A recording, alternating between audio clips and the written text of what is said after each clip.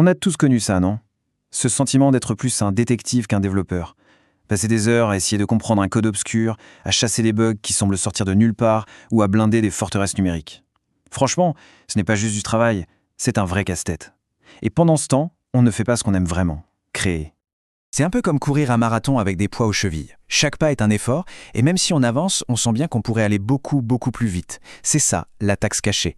Une force invisible qui ralentit absolument tous les projets, peu importe leur taille. Ça vous parle. Déchiffrer du code sans la moindre doc, écrire des tests unitaires à n'en plus finir, la chasse aux failles de sécurité. Ce ne sont pas juste des tâches sur une to-do list. Non, ce sont de véritables voleurs de temps. Ils pompent notre énergie, notre créativité et nous empêchent de construire des choses vraiment incroyables. Et si on pouvait simplement enlever ces poids? C'est précisément là que l'audit de code par IA entre en scène. Il faut vraiment le voir comme un copilote super intelligent. Il s'occupe de toutes les corvées pour que l'on puisse enfin se concentrer sur le pilotage.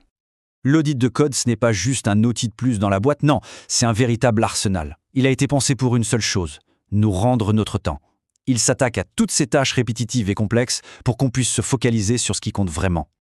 Et le meilleur dans tout ça, c'est d'une simplicité déconcertante. Pas de prise de tête, pas de manuel de 500 pages.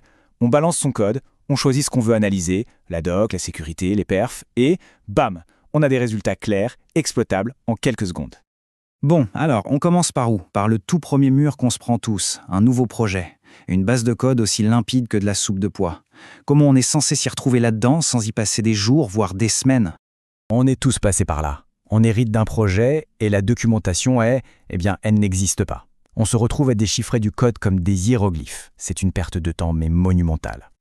Et c'est là que la magie opère. Il suffit de sélectionner le bout de code, de dire à qui s'adresse la doc, un autre dev, un utilisateur, peu importe, de choisir la langue, et hop, en moins d'une minute, on a une documentation nickel, claire et bien structurée. Mais ce n'est pas tout. Loin de là. Besoin de faire migrer un vieux système ou de faire parler deux applis qui ne sont pas dans le même langage. La plateforme peut carrément traduire le code. Regardez ce passage de Python à C++. Le gain de temps est juste énorme. Ok, maintenant que le code est enfin compréhensible, comment on s'assure qu'il est solide comme le roc? C'est la prochaine étape, automatiser les tests et améliorer la structure pour transformer un code un peu fragile en une véritable forteresse. Soyons francs 2 minutes. Qui a vraiment le temps d'écrire des tests pour absolument tout? C'est long, c'est fastidieux, et quand on est sous pression, c'est souvent la première chose qui saute. Sauf que ce petit raccourci peut se transformer en bug critique une fois en production. Et c'est là que l'automatisation change complètement la donne. La plateforme détecte toute seule le langage et le framework, on choisit juste le type de test et la couverture qu'on vise, et l'IA fait le reste. Fini les heures passées sur des tests manuels. Bonjour le temps gagné et la qualité du code. Mais là où ça devient vraiment bluffant, c'est sur la refactorisation. L'outil ne se contente pas de pointer les problèmes du doigt, il l'aide à les résoudre. Ici, par exemple, il prend un code Python un peu vieillot et le transforme en une version bien plus moderne, lisible et performante. C'est comme avoir un expert qui relit notre code en permanence. Allez, on passe à la checklist finale avant le grand décollage. La sécurité, la performance, les dépendances, c'est notre dernière ligne de défense avant que le code n'arrive en production. Quand on parle de sécurité, on n'a pas le droit à l'erreur. Une seule petite faille et tout peut s'écrouler. Mais avec l'audit de code, on peut repérer des menaces majeures, comme une injection SQL en l'espace de quelques secondes. Ça, ce genre de ligne de code, c'est comme laisser la porte de sa maison grande ouverte avec un panneau « Bienvenue ». On prend l'entrée de l'utilisateur et on la balance directement dans la base de données sans aucune vérification. C'est une invitation ouverte aux pirates. Et voilà le coup de génie. L'outil ne dit pas juste « attention, problème ». Non, il explique pourquoi c'est dangereux et il donne la solution sur un plateau.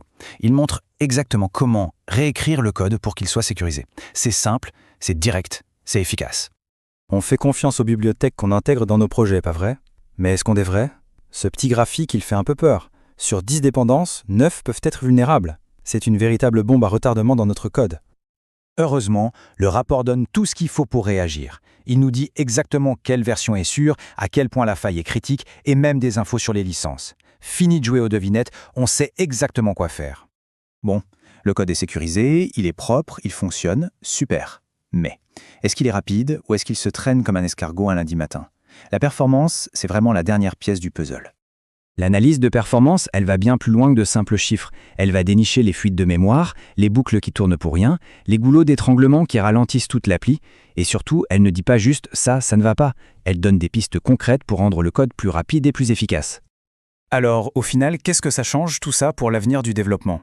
Eh bien, ça change toute la perspective. On passe moins de temps à éteindre des incendies et on a donc plus de temps pour construire des gratte-ciel. Et le point clé à retenir, c'est ça. Tout est au même endroit. Fini de jongler entre 10, 12 outils différents.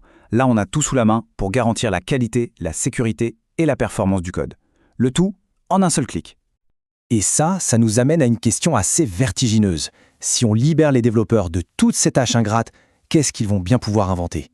Imaginez un peu les innovations qui pourraient voir le jour si les